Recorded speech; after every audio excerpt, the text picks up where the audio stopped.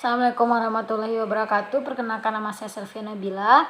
Saya di sini dari kelas 2B dengan NIM 19 12 11 596. Saya akan menjelaskan tentang materi kesimpulan dari Pak Alfitri, yaitu tentang konseling pada ODA.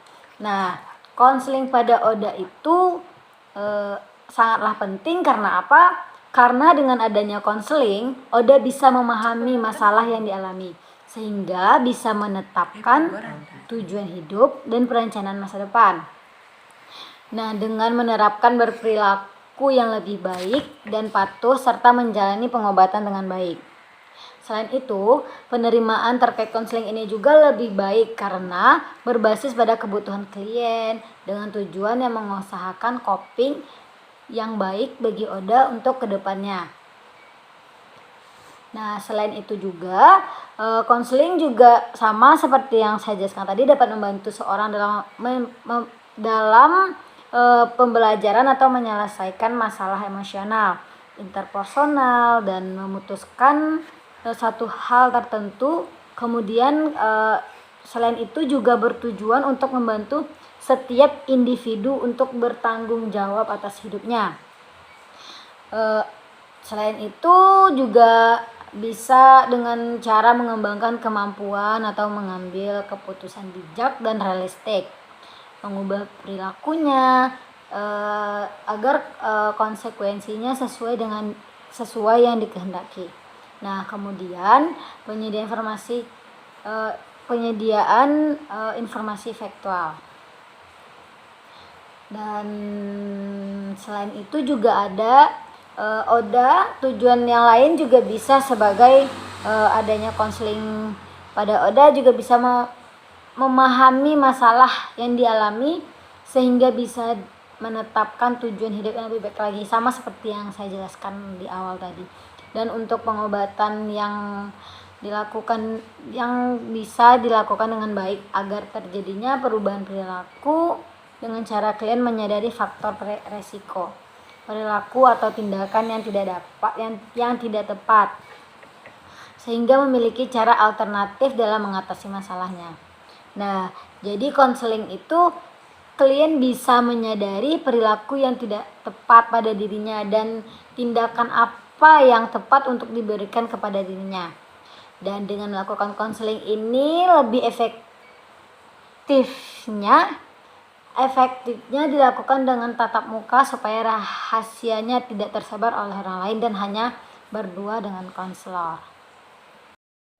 Nah, dan selain itu juga kenapa pentingnya dilakukan konseling pada ODA ini juga membantu pemahaman terkait tentang pengobatan, membantu persiapan untuk memulai pengobatan, dan mungkin juga bisa memberikan dukungan untuk mematuhi pengobatan, membantu mengembangkan perilaku terhadap pengobatan, dan membantu menetapkan tujuan dari pengobatan yang dilakukan pada ODA.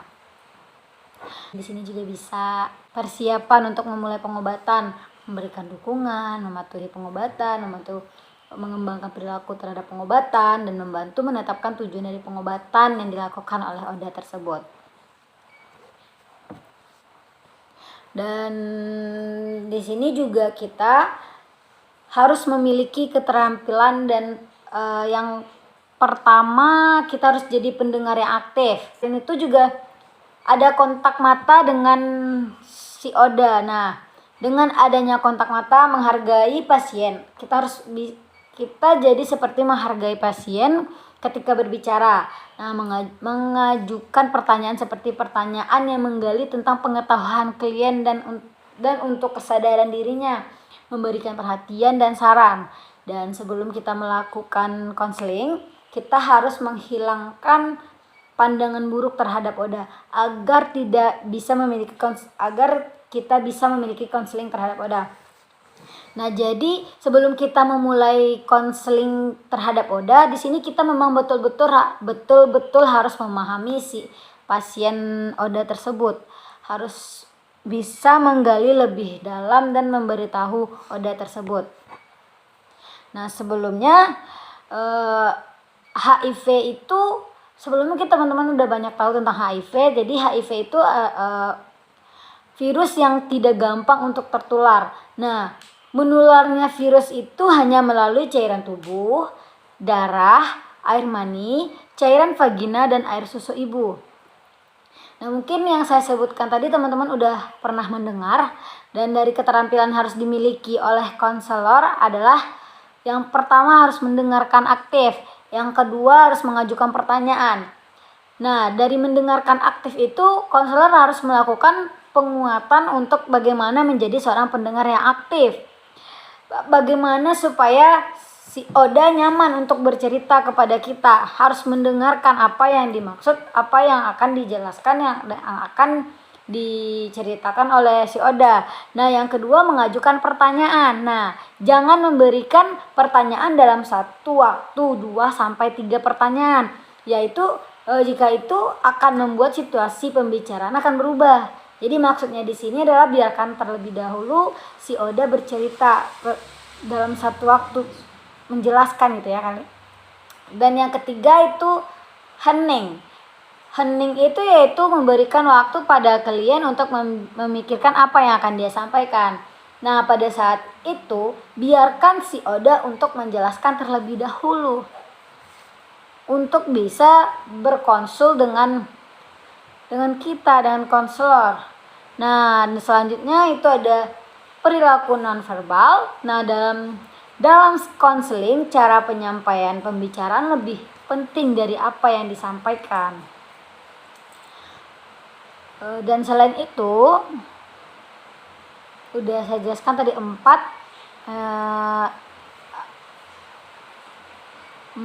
mendengarkan aktif, mengajukan pertanyaan, hening, dan berperilaku nonverbal. Setelah itu, selain itu saja, konseling itu saya jelaskan kembali ya, adalah sebuah proses untuk membantu seseorang dalam pembelajaran untuk menyelesaikan masalah emosional, interpersonal, dan memutuskan hal tertentu. Nah, tujuan untuk membantu setiap individu untuk bertanggung jawab atas hidupnya. Di sini juga ada beberapa yang berkaitan dengan HIV/AIDS. Yang pertama itu seks pranikah, yaitu terjadi pada usia muda. Hal ini dari tahun ke tahun mengalami peningkatan yang pada akhirnya akan mengakibatkan bisa aborsi. Nah, mungkin teman-teman sudah tahu sebelumnya apa itu aborsi atau kehamilan tak diinginkan, nikah muda, dan terjadi HIV/AIDS. Mungkin di sini yang kedua ada nafza. Nah, orang yang mengonsumsi nafza itu tidak dengan dosis yang sama, tetapi dengan lama kelamaan akan mengalami peningkatan dosis. Nah, di sini sangat diperlukan konseling. Selain itu juga nafza juga bakalan menularkan seperti dari jarum suntik yang secara bergantian memakainya. Yang ketiga ada tren kasus seperti LGBT. Nah, LGBT ini adalah akronim dari lesbian, gay, biseksual, dan transgender, yang mana jika tidak patuh menggunakan kondom, tidak konsisten, yang akan mengalami HIV/AIDS. Nah, jadi ada beberapa faktor resiko terinfeksi HIV/AIDS dan bisa terjadi di mana saja, tidak terkecuali darah yang terpencil, yaitu PSK, LGBT, transfusi darah, injeksi tato, dan lain-lainnya. Jadi buat teman-teman semua,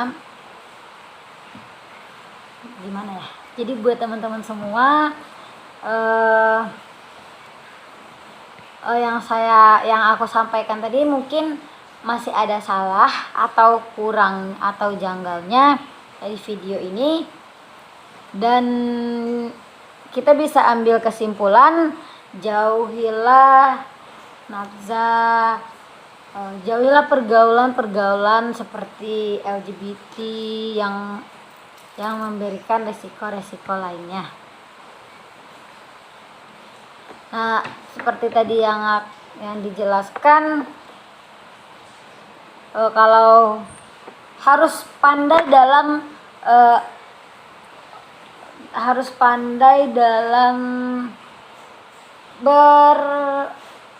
berteman,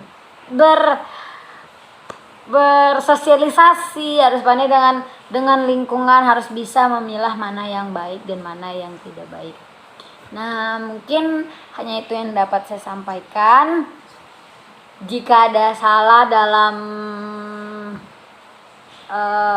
video kali ini, tolong dimaafkan.